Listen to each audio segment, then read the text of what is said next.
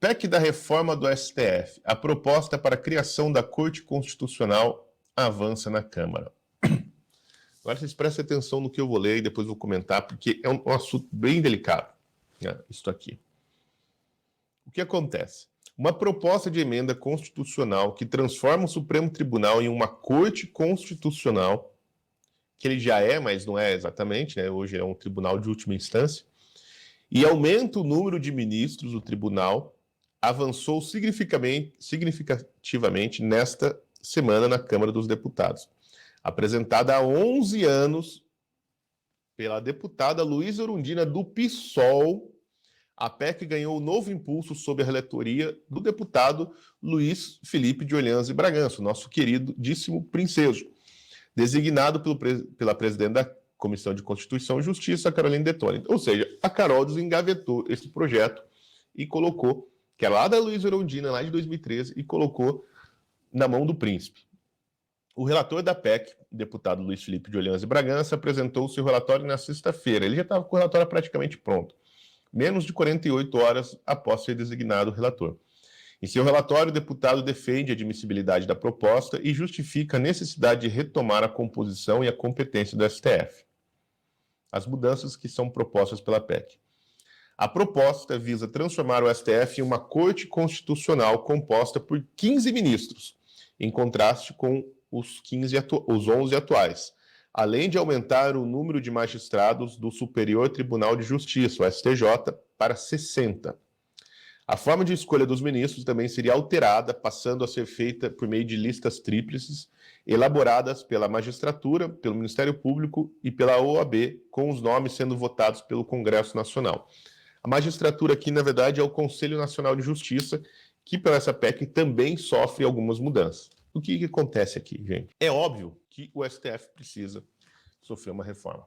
Como está, é inadmissível, né? Eu acho que está claro para todo mundo que o arranjo que foi feito na Constituição de 1988, ele acabou, né? Ele era um arranjo ruim, né? Foi uma Constituição mal pensada, mal elaborada, né? Uma Constituição cheia de problemas, né? Com um arranjo institucional péssimo, e eu acredito que ela foi programada para dar problema, né? Eu acho que ela já foi feita pensando nisso mesmo, né? Porque era meio óbvio os tipos de problema que surgiriam com o passar dos anos a partir da Constituição de 88. É uma porcaria de uma Constituição, né? É a que a gente tem, infelizmente, né? Mas pelo menos ela é passível de reformas, e uma reforma importante é a do STF, né?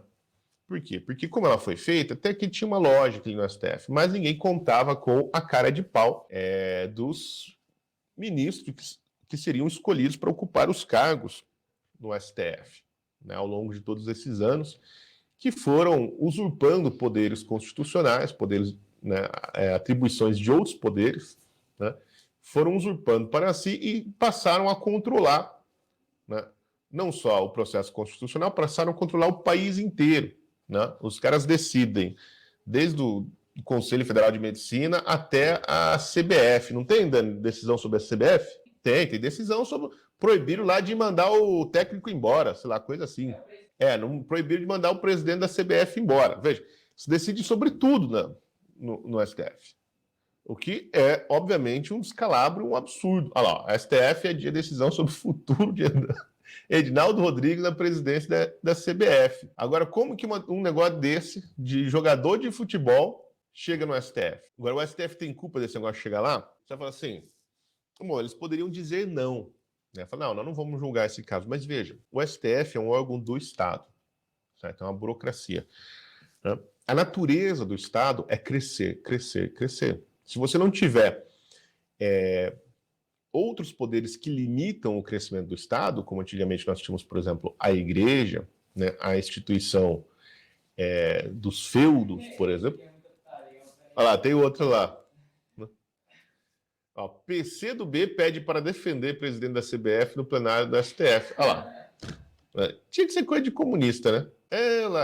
Então o STF virou isso aí, é feira da fruta. Mas é da natureza do Estado. Então quando chega um caso totalmente nada a ver pro STF, é da natureza dele aceitar. Por quê? Porque é mais uma área de atividade da sociedade, né? É mais um âmbito da vida humana em que o STF põe suas mãos. É mais um âmbito da sociedade que o STF passa a ter controle, né?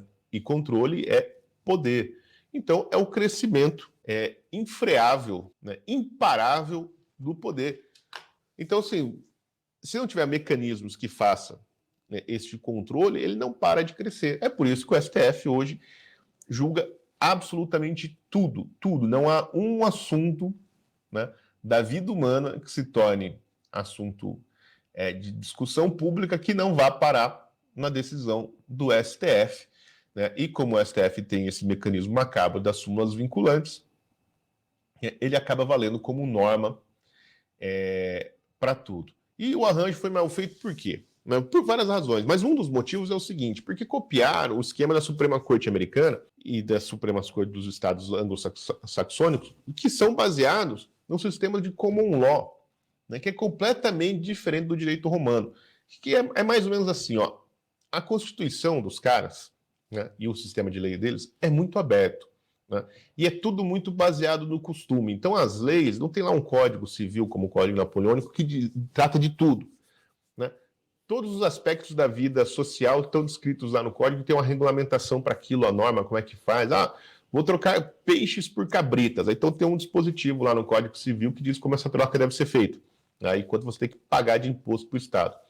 Né? No sistema do common law, não. Né? Como é feito? Ah, do jeito que sempre fizeram. Aí alguém mudou. Aí vai para o juiz senta lá e analisa o caso. Fala assim, ah, antigamente era assim, mas agora as coisas mudaram um pouco, então talvez a gente tenha que, né, aceitar esse novo jeito de fazer. Então era baseado no costume, né? O costume era lei. É lógico que nas sociedades modernas essa coisa foi se complicando muito e até o sistema do common law começou a ficar extremamente regulamentado. Mas ainda assim, em questões constitucionais, ele funciona dessa maneira. No direito romano, não, é tudo regulamentado, gente. Tá tudo escrito. É mais ou menos aquele negócio. Você pode fazer, no sistema do common law, você pode fazer qualquer coisa que não seja expressamente proibido na lei. Né? E no direito romano é assim, você só pode fazer aquilo que é permitido pela lei. Né? É uma diferença muito grande. Depois vocês parem aí e fiquem pensando nisso. Né? E aí pegaram, né, uma Suprema Corte para decidir questões, né, que surgem num tipo de sistema legal, né, um sistema em aberto, vamos dizer assim, né, para colocar num sistema onde impera o direito positivo totalmente regulado, descrito e tal, que é o nosso sistema jurídico. Então, era óbvio que isso aí ia dar uma puta de uma cagada, né? Ia dar errado. Então, precisa, de fato, ser reformado, né, o STF. Ele precisa virar, de fato, uma corte constitucional mesmo, que é o quê? Que trata de assuntos do mais alto interesse nacional e constitucional. Ou seja, assim, olha, deu um bug num julgamento. O juiz realmente lá de primeira, segunda instância não sabe como decidir porque é um assunto novo, né? Parece que há duas normas constitucionais que se conflitam naquele caso, né? E aí, bom, vai para a Corte Constitucional decidir. Qual é o problema disso? É que era para ser assim e virou outra coisa. Né? O Supremo Tribunal Federal se tornou mais uma instância. Então, qualquer um que tenha dinheiro, né, evidentemente não é qualquer um, consegue levar o seu caso para o STF. Né? Vai fazendo o caso subir, a hora que ele vai até o STJ, e depois ainda consegue ir para o STF. Então, vira mais uma instância. Por exemplo, aquele negócio lá de a prisão em segunda instância. O que isso quer dizer? Isso quer dizer assim, que o caso no Brasil mesmo só considerado transitado em julgado, assim, que acabou depois que o sujeito conseguiu recorrer no STF, com um monte de coisas técnicas, um monte de neolinguajar técnico. Como foi no caso, por exemplo, da soltura da anulação do processo do Lula. Que era o quê? Qual que era a questão? Era o mérito? Não. Era um monte de firulas técnicas que no final das contas ficou assim, o Sérgio Moro colocou o CEP errado no processo. Era um problema de CEP, gente. Porque se tivesse um outro CEP no processo, tinha dado certo. Mas como estava o CEP lá de Curitiba, foi errado. Embora o STF já tivesse julgado anos antes essa questão e falado, não, tá ok, pode tocar a operação aí em Curitiba, tá tudo tranquilo. Mas eles pegaram e mudaram de opinião. Quando lhe interessou tirar o Lula da cadeia para colocar na presidência da República para travar as pretensões do Bolsonaro. E foi só isso e nada mais. Bom, então é óbvio que uma corte que funciona assim precisa ser reformada de cima a baixo. Veja, não adianta o impeachment dos ministros. E aqui eu não estou repetindo as palavras do Flávio Bolsonaro, que está falando por aí que não adianta impeachment o Alexandre de Moraes. Adianta sim impeachment o Alexandre de Moraes, é bom pra caramba, porque, né, o Alexandre de Moraes está cometendo abusos em série, jogando gente na cadeia. As pessoas estão morrendo nas prisões, lá nos porões do STF, graças à atuação irresponsável do Alexandre de Moraes, né, perseguindo jornalistas, perseguindo influenciadores, perseguindo políticos, perseguindo pessoas comuns, né? E o que ele fez? Também, né, como o STF julga tudo, né, centralizou uma série de processos no STF que não tem nada a ver com o STF. Como, por exemplo, um sujeito jogou uma pedra na janela do Congresso. Né? O que isso tem a ver com o STF? É questão constitucional? Não. Isso aí deveria ser julgado lá na Justiça de Brasília ou na cidade onde o sujeito é, e ele ser condenado, né, se fosse o caso, as penas devidas por vandalismo, quebrar o patrimônio público, que em geral no Brasil não é nada, é lá pagar uma multa ou tomar um puxão de orelha, né? Mas jamais ficar preso. Né? Um sujeito desse não chegaria nem na audiência de custódia, chegar na delegacia, o delegado ia emitir lá um ato circunstancial e mandar o cara embora, né? Mandar para casa. Não tem foro privilegiado para ser julgado no STF. Como, por exemplo, o caso dessas famílias que o Alexandre de Moraes persegue, né, tipo a família Montovani, né, que tiveram um bate-boca no aeroporto na Itália, né, por conta da fila da sala VIP, que o Alexandre de Moraes e sua família cortaram a fila para entrar na sala VIP, deram aquele carteiraço, você sabe com quem você está falando, eu sou o ministro do Supremo Tribunal Federal e eu entro aqui e tal, vocês, seus pobres, fiquem aí fora esperando, né? Deu o carteiraço, e isso gerou uma confusão, um bate-boca, né? E agora a família está sendo, né, investigada por atentados contra o Estado Democrático de Direito no STF. Então, é óbvio que, assim, impeachment o Alexandre de Moraes resolve muita coisa. Resolve o problema do STF? Não. Então, este é o ponto. Esses ministros precisam sair de lá, porque quase todos eles praticamente cometem abusos? Sim. Vai resolver o problema do STF? Não. Não vai, porque o problema do STF é um problema da Constituição brasileira. Ele foi armado para funcionar dessa maneira, demorou para que isso acontecesse, mas finalmente aconteceu. E agora não tem mais como desfazer. Não tem como o STF, como estar aí, voltar atrás, né? Abandonar as suas pretensões de poder. Porque uma vez que o STF descobriu que pode mandar na política, e mandar no Estado, e mandar nas pessoas, e perseguir o cidadão comum, e prender quem ele quiser, ele não vai dar um passo atrás e falar, não, mas agora a gente vai deixar de fazer isso. Veja, o caso mais claro é o da cabecinha da censura da Carmen Lúcia. Vocês se lembram muito bem que a Carmen Lúcia falou assim, olha, a censura é uma coisa horrível, por isso que nós só vamos pôr a cabecinha, né? E a Carmen Lúcia colocou só a cabecinha, agora nós já estamos com a pica da censura até o talo no rabo do brasileiro, né? Sentindo as bolas da censura da Carmen Lúcia já batendo na nossa bundinha, e não vai tirar de lá, né? Não vão tirar. Né? Por quê? Porque o Estado, por si só, né, os poderes, pela sua própria vontade, ele não se tolhe, né? Ele não se limita, ele não volta atrás. Né? Então vai ter que ter uma força maior, que é a força do Congresso, vir disciplinar e ordenar o STF numa nova configuração. Né? Porque como está, não vai funcionar, porque o STF está viciado em fazer política, né? E esse é um vício da instituição, não é só das pessoas que estão lá. A instituição foi esgarçada.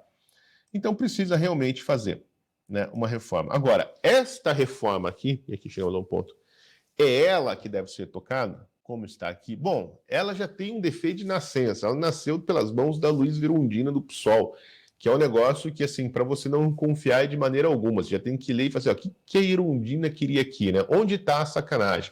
Onde está a pegadinha? Como ela queria, né? Como que a esquerda está tentando tirar algum proveito desse negócio? Então isso precisa ser muito bem analisado. 15 juízes ao invés de 11 precisa ser muito bem analisado. Passar a decisão para uma lista tríplice, que é decidida, essa lista tríplice é montada pelo CNJ. Veja, o CNJ foi um negócio que foi criado por uma imposição do Banco Mundial. Desculpa, pela imposição do FMI. É uma imposição globalista. Justamente para quê? Eles fizeram isso no mundo inteiro, para ter um órgão não eleito, não controlado pelo Estado, né? Um órgão ocupado pelas oligarquias para controlar o judiciário. Ele é um órgão de controle de pautas globalistas do judiciário. Então, será que é o mais seguro deixar o CNJ? Essa PEC também prevê algumas alterações na composição do CNJ. Né? Do meu ponto de vista, o CNJ não devia nem existir. Ele não estava lá na Constituição, é uma criação que foi feita muito tempo depois, né, da Constituição, quase 10 anos depois da Constituição ter sido promulgada, totalmente dispensável para o Brasil. Por exemplo, é o CNJ que perseguiu e aposentou compulsoriamente a juíza Ludmila Lins Grilo, né, por ter cometido o terrível crime de ter chupado um sorvete, né, num shopping center durante a pandemia, né, e por ter discutido publicamente decisões, né, mongolonas do STF. Então, o CNJ serve para isso. Por exemplo, é o CNJ que está agora perseguindo os 4 juízes que atuaram na Lava Jato, né? Os 2 juízes e os 2 desembargadores lá de Curitiba que atuaram na Lava Jato e prenderam, né, condenaram, aliás, a patota toda do Lula e seus amigos. Então, a questão é, esse projeto deve ser muito bem discutido, porque ele é realmente necessário, mas ele é muito delicado e perigosíssimo, né? Porque a gente só vai ter uma chance de fazer uma reforma na Suprema Corte, não vai ter 2. Né? E o pessoal aí, acho que sobretudo, né, os juristas lúcidos, né, que não se deixaram, né, engolir pela sucessão de equívocos que começou lá com o inquérito do fim do mundo, né, e de arbitrariedades jurídicas, que já, tudo bem, já começaram com a Lava Jato? Sim, já tinham começado com a Lava Jato, né? Mas com a Lava Jato era um processo que estava, vamos assim, restrito lá no âmbito da 17ª Vara de Curitiba, né? Agora, assim, o que o STF faz tem implicações sobre o Brasil inteiro e se espalha por todo o judiciário, né? Então, esse ativismo judicial, que sempre existiu, né, de uma maneira ou outra, que agora está indecente, né? Então, voltando aqui, as pessoas que se mantiveram lúcidas com relação a isso, né, contrárias, denunciando, explicando onde estavam os problemas, devem ser chamadas, né, para discutir esse assunto da reforma. Né? Por exemplo, todos os autores dos livros lá da editora EDA sobre os inquéritos do fim do mundo. Né? O inquérito do fim do mundo, Serei como Deuses e... Qual é o nome do outro? O Direito em Ruínas, não lembro. Não, o nome do terceiro livro. Né? Esse pessoal todo, né, que participou da organização desses livros, esses juristas, devem ser chamados, né, para discutir o que seria uma corte constitucional, como deveria ser este arranjo para impedir a politização e o uso político e o avanço político da corte. Né? Espero que esse debate aconteça e não fique restrito lá, né, a CCJ e aos políticos colocando a mão e todo mundo defendendo o seu interesse.